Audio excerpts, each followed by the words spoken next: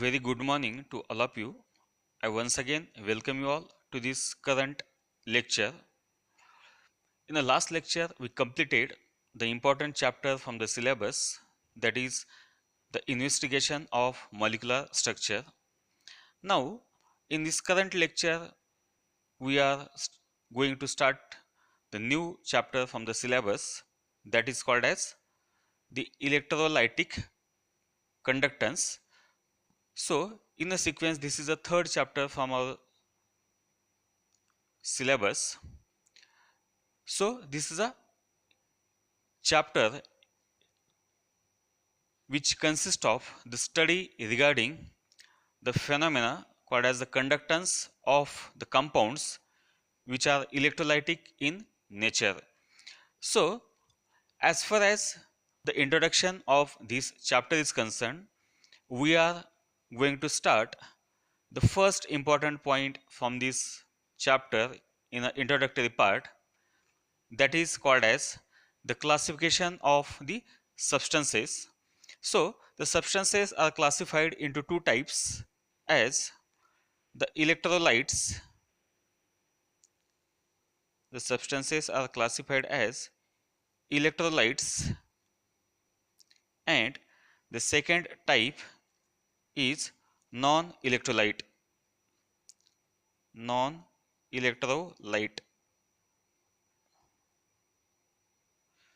Now, the question is that how this classification is there, or how we can classify the substances as electrolytes and non-electrolytes.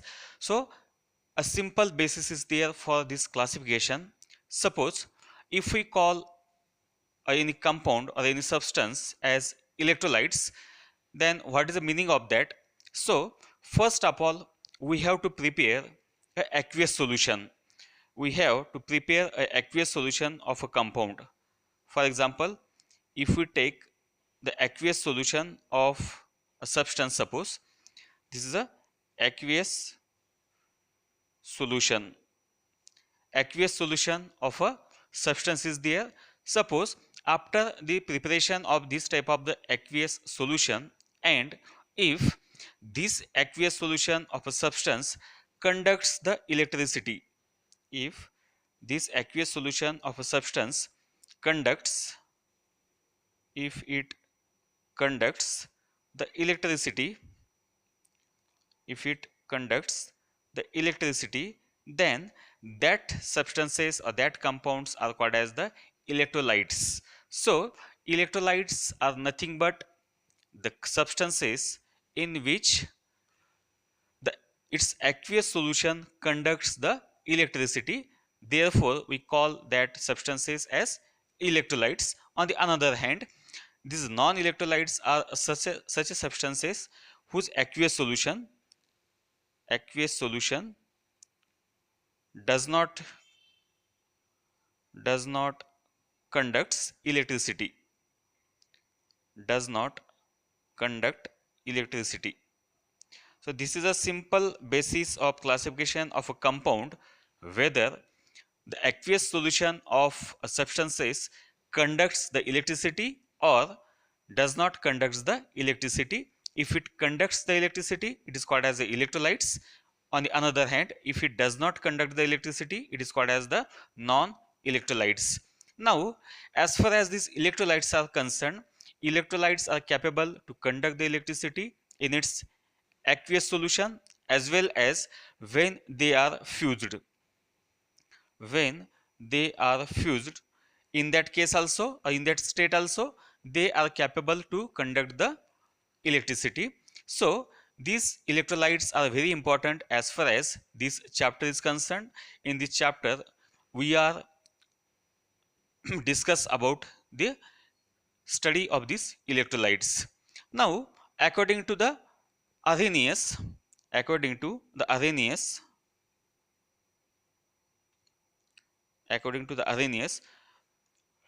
what happens? The scientist Arrhenius proposed that if we consider an electrolyte AB, suppose we consider an electrolyte AB, so what happens?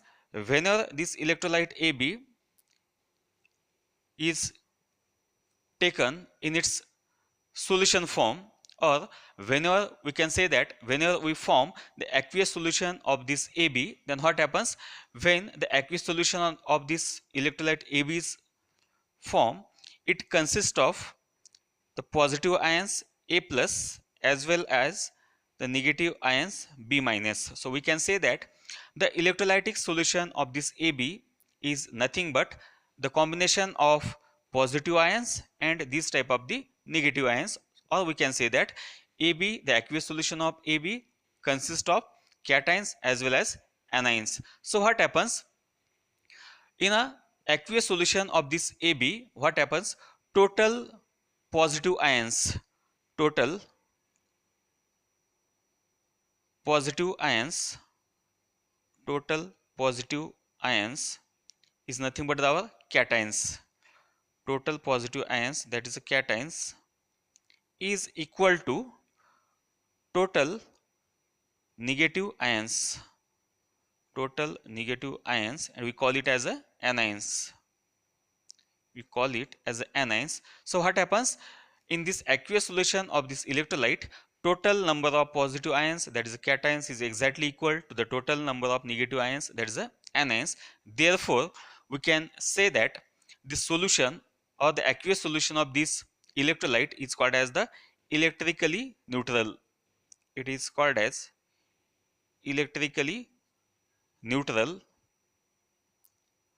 And why this is so? Because the total number of cations is exactly equal to the total number of anions, and that's why the net charge present on any aqueous solution of electrolytes is equal to null or equal to 0, and that's why this is called as the electrically neutral aqueous solution of the electrolyte. And we can say that whenever an aqueous solution of an electrolyte is prepared, then there is a equilibrium, there is a equilibrium between the dissociated electrolyte to that of the undissociated electrolyte. Means some of the electrolyte get dissociated in the form of ions, while remaining electrolyte remain in a undissociated form. So this is nothing but a theory given by the scientist Arrhenius, that the any type of the electrolytic solution present in the form of a particular cations and anions, in this total number of positive ions is equal to the total number of negative ions, and that's why that solution is electrically neutral in nature. Now what happens whenever we apply some external electric field to such a type of the aqueous solution of electrolyte, then these cations and anions migrate towards the oppositely charged electrodes, and that's why the conductivity or electricity get conduct by the particular solution, and we can say that it show the conductivity phenomena. So when we consider this Arrhenius theory regarding these electrolytes, we are interested now to study the classification of electrolytes. Classification of electrolytes. This classification of these electrolytes. Now, as far as the electrolytes are concerned, electrolytes can be classified into two types. First is called as the strong electrolyte.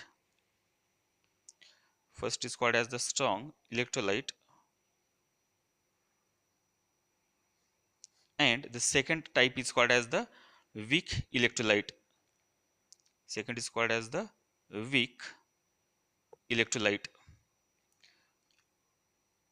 Strong electrolyte, and second is your weak electrolyte.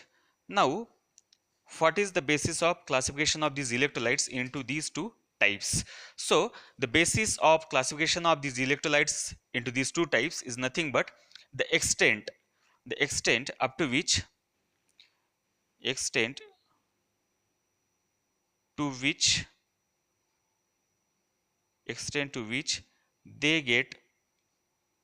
dissociated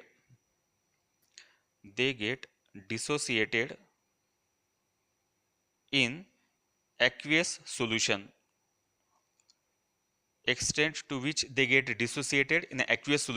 So based upon that, these electrolytes are classified into two types: strong electrolyte, weak electrolyte. Now what is meant by this strong and weak electrolyte? So as far as the strong electrolyte is concerned, what happens?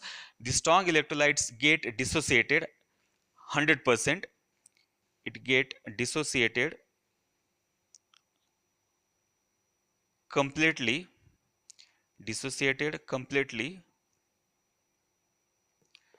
into into into ions, get dissociated completely into ions in aqueous solution, in aqueous solution. So we can say that when a electrolyte get dissociated completely or 100% into ions in aqueous solution, then that electrolyte is called as the strong electrolyte. For example, if we consider the electrolytes as NaCl, if I take here KCl, so these are the best examples of the strong electrolytes. Means what? If we take these electrolytes, if we dissolve it in a particular solvent commonly as a water, that is, if we form a aqueous solution of these electrolytes, they get 100% dissociated into their respective cations and anions. So these electrolytes are called as the strong electrolytes. On the another way, if we suppose take their molten state or fused state, if we take the fused state of these electrolytes, fused state of these electrolytes, so again they show the phenomena of this type of the electricity conductance. So this is called as the strong electrolyte. On the other hand, if we take the weak electrolyte, then what happens? These weak electrolytes are such a type of the electrolytes which get partially dissociated. They get partially dissociated, partially dissociated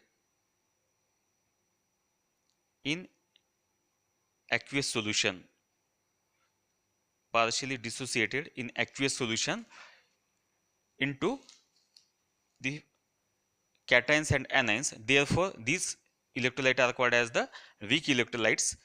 The best example of this weak electrolyte is a acetic acid. This acetic acid is the best example of this type of the weak electrolytes. So electrolytes are classified into two types: strong electrolyte, weak electrolytes, depending upon their extent to which they get dissociated in their aqueous solutions. After this type of the classification of electrolytes, we are interested to study one important law, and that law is called as the Ohm's law. Ohm's law is there. Now, what is mean by this Ohm's law? So, as far as the conductivity phenomena of the conductors are considered, that conductor may be metallic, that conductor may be metallic, or that conductor may be electrolytic conductor. That conductor may be metallic or electrolytic conductor. So, depending upon both these types of this conductor, what happens? We have to correlate some properties of these conductors with one another. So, for this purpose, one equation or one relation is given by the scientist Ohm, that is I is equal to E upon R, in which this I stands for the current, this I stands for the current which is flowing through this conductor. I stands for the current which is flowing through the conductor. It may be metallic conductor or it may be the electrolytic conductor. So this I, that is the current flowing through the any conductor, is related to that of the E. This E is nothing but the applied EMF across this conductor, and this R stands for the resistance which is offered by the conductor. So these are three different properties of a conductor can be correlated by this type of the relation, that which is called as the Ohm's law. So what happens? According to this Ohm's law, the current I flowing through the conductor is directly proportional to the applied EMF, that is E, and is inversely proportional to the resistance R offered by the conductor. Then this relation is called as the Ohm's law. this relation is called as the Ohm's law, in which this I is a current flowing through the conductor, current flowing through conductor, current flowing through the conductor. Second parameter is the E. What is meant by this E? This E is nothing but the applied EMF, is a applied EMF, and last parameter is a R, that is resistance. This is a resistance offered by or given by conductor, resistance offered by the conductor. So you can say that when these three different parameters of a conductors are correlated by one relation, that is a I is equal to E upon R, then it is collectively called as the Ohm's law. So according to Ohm's law, the current I flowing through a conductor is directly proportional to the applied EMF E and is inversely proportional to the resistance offered by the conductor. So this is called as the Ohm's law. Now, as far as the units of these three different parameters of a conductor is concerned, the first is called as the current. For this current, we have to take the unit as an ampere. For current I, we have to take the unit as ampere. Ampere is the unit for this current. Second is called as your potential difference, or that is a E is there, that is a potential difference. For this potential difference, we have to take the unit as ohm. We have to take the unit as ohm, and last is a resistance. For this resistance,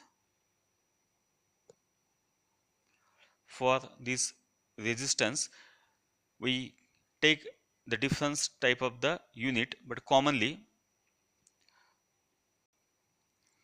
so in this case we take the unit ampere for this current. For potential difference, we don't take this ohm, sorry, we take here volt.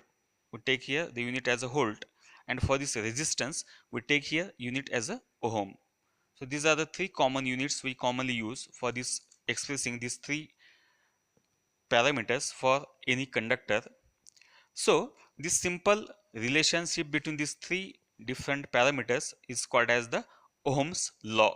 So in this introductory part of this chapter, that is electrolytic conductance, we started this chapter with the introduction with the simple classification of the substances into two different types, electrolytes and non-electrolytes.